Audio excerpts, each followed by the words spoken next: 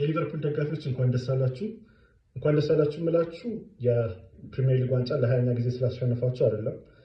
ከባየር ሌቨርኩሰን የ24 ዓመቱን ኔዘርላንዳዊ ዊንግ ባክ ጀርሚ ፍሪምፖንግን ክለባችሁ ሊያስፈርም በጣም ጫፍ ላይ ስለደረሰ ነው እንኳን ደስ አላችሁ ብላችሁ። ምንም እንኳን የትሬንት ጉዳይ ላለፉት ሳምንታት ብዙዎችን ደጋፊዎችን ያሳዘነ ጉዳይ ነበረ እና የለቀቀበትን መንገድ ብዙዎችን አከራክሯል።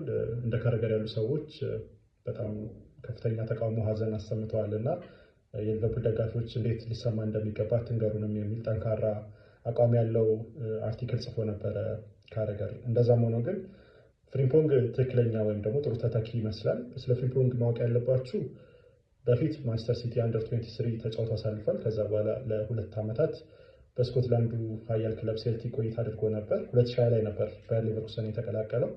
ነገር ግን በደንብ ብቃቱን የተመለከትነው ዣቢ አሎንሶ ክለቡን ከያዘ በኋላ ነው። 2022 ላይ ጥቅምት ወር ላይ ነበር ዣቢ አሎንሶ ከጄራርዶ ሲዋኔ ስዊዘርላንዳዊ የቀድሞ የሌቨርኩሰን አሰልጣኝ ኃላፊነቱ የተረከበው እና ከዛ በኋላ ፍሪምፖንግ በጣም ድንቅ እንቅስቃሴ ነበር ያደረገው ባለፉት 3 የውድድር ዓመታት።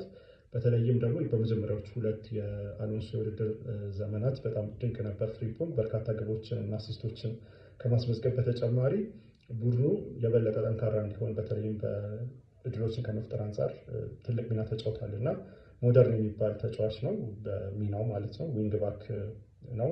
ኦብቪየስሊ ወደፊት ጠጋ ይላል ከፉልባክ ይልቅ። ስለዚህ የበለጠ ኳሊቲ ያለው የፊት መስመር ላይ ነው። ኳሶችን ክሬት ማድረግ፣ ድሪብል ማድረግ እና ግቦችን ማስቆጠር ማለት ነው። ዘንድሮ 5 ግቦችን እና 5 አሲስቶችን ነው በቡንደስሊጋ ያስመዘገበው። ከበፊት ዓመታት በተወሰነ መልኩ ቁጥሮቹ ቀንሷል። ፍሪምፖንግ ወደፊት ሲሄድ የሚያሳየው ብቃት እንዳለ ሆኖ ግን መከላከሉ ላይ ደካማ እንቅስቃሴ ነው የሚያደርገው።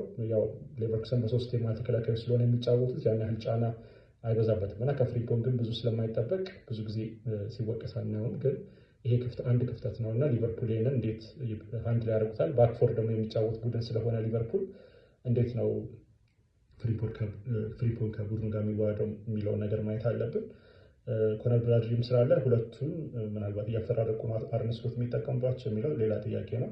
አንድ እኔ ፍሪምፖንግ ላይ የማይመቸኝ ነገር ምንድነው? በጣም አባካይ ተጫዋች ነው ፍሪምፖንግ። ገራሚ የሚባል ድሎችን ይፈጥራል። እንደውም ተጫዋቾችን ሲያልፍ እንደ አጥቂ ነው፣ በጣም ድሪብል አድርጎ ያልፋል። ከዛ በኋላ ግን ጎል ጋር ሲደርስ ማቀበል ያለበትን ኳስ ራሱ ሰልፊሽ ሆኖ ሲሞከር እንመለከተዋለን።